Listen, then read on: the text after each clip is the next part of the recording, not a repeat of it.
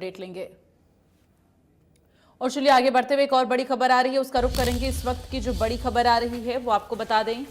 Mission विकसित राजस्थान में मुख्यमंत्री भजनलाल शर्मा जुटे हुए हैं। आज अधिकारियों से संवाद करेंगे मुख्यमंत्री भजनलाल शर्मा।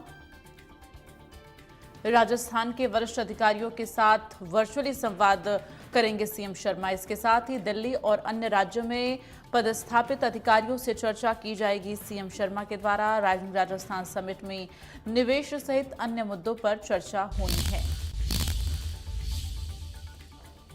तो मिशन विकसित राजस्थान में इस वक्त मुख्यमंत्री भजनलाल शर्मा की जो प्रतिबद्धता है वो देखने को मिल रही है।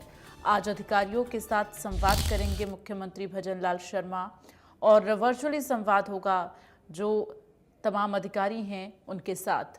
और एक बार फिर से वरिष्ठ पत्रकार अरविंद चतुर्वेदी का अरविंद पालावत का रुख करेंगे।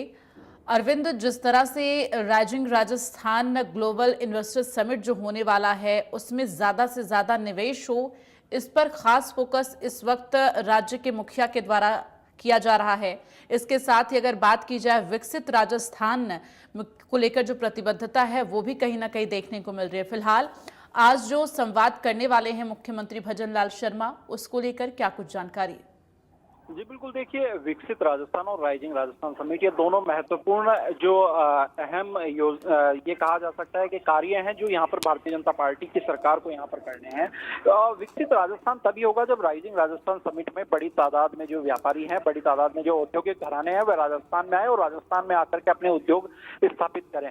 तो ऐसे में यह एक कोशिश है कि राइजिंग राजस्थान समिट को सफल बनाया जाए। यह भी कहा जा सकता है कि विकसित राजस्थान की जो पहली सीढ़ी है वो राइजिंग राजस्थान का समिट हो सकती है। यदि राइजिंग राजस्थान समिट के माध्यम से बड़ी तादाद में जो निवेश है यदि वो राजस्थान में आता है तो उस निवेश के माध्यम से राजस्थान की जो इकोनॉमिक ग्रोथ है वो यहाँ पर बढ़ेगी और उसके माध्यम से लोगों को बड़ा रोजगार है वो यहाँ पर मिलेगा। राजस्थान की जो औद्योगिक गति है वो यहाँ पर मिलेगी। तो विकसित राजस्थान में अपने आप में एक अहम साबित हो सकता है। उसी कड़ी में मुख्यमंत्री भजनलाल शर्मा लगातार बैठकें ले रहे हैं, लगातार दौरे भी कर रहे हैं और आज एक बड़ी बैठक यहाँ पर की जाएगी और इस बैठक के अंदर तमाम वे अधिकारी यहाँ पर जुड़ेंगे जो कि राजस्थान से हैं और राजस्थान के अलग अलग विभागों में हैं या राजस्थान से होने राजस्थान ये वे अधिकारी जो राजस्थान से हैं लेकिन डेपुटेशन पर किसी अन्य राज्य में पदस्थापित हैं या मूल रूप से राजस्थान के निवासी और अन्य किसी राज्य में वहां पर वे अधिकारी के रूप में अपनी सेवाएं हैं, अपनी सेवा दे रहे हैं। तो ऐसे में अपने सेवा काल के दौरान उन अधिकारियों ने जो कुछ भी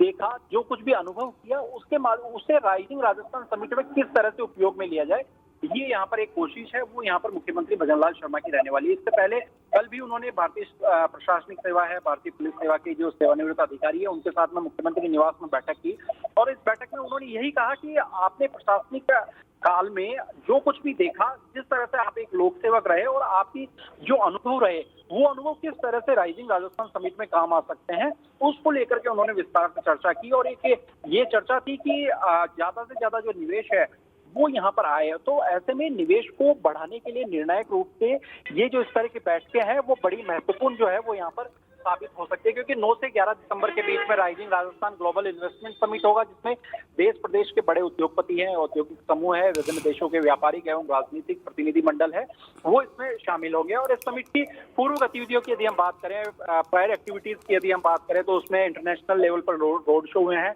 हाल ही में मुख्यमंत्री भजनलाल शर्मा है, उप मुख्यमंत्री प्रेमचंद बैरवा है, वो जापान और दक्षिण कोरिया पहुंचे थे। वहां पर उन्होंने रोड शो किया, कॉन्फ्रेंस की, राउंड टेबल किया, साथ ही कई अलग अलग जो विभाग हैं उनके प्री समिट जो है वो यहाँ पर आयोजित किए जा रहे हैं इस समिट से पहले। तो ऐसे में लगातार ये कोशिश है कि तमाम जो अधिकारी है उनको एक मंच पे ला करके कोशिश की जाए कि राजस्थान उनका मूल प्रदेश है और राजस्थान में मूल प्रदेश होने के नाते वे राजस्थान में बड़ी तादाद में जो निवेश है वो किस तरह से आ सकता है उसको लेकर के अपने सुझाव दे। चाहे वे जो अधिकारी है वे किसी भी राज्य में पदस्थापित हैं, क्योंकि हो सकता है कि मान लीजिए किसी राज्य का किसी जिले का कोई कलेक्टर है या किसी राज्य का कोई मुख्य सचिव है वो राजस्थान का मूल निवासी है। तो ऐसे में किस तरह से अन्य राज्यों का जो निवेश है, अन्य राज्यों के जो बड़े औद्योगिक घराने हैं वो किस तरह से राजस्थान में आ सकते हैं। तो तमाम जो भारतीय जनता पार्टी। चलिए, तमाम जानकारी के लिए अरविंद धन्यवाद आपका।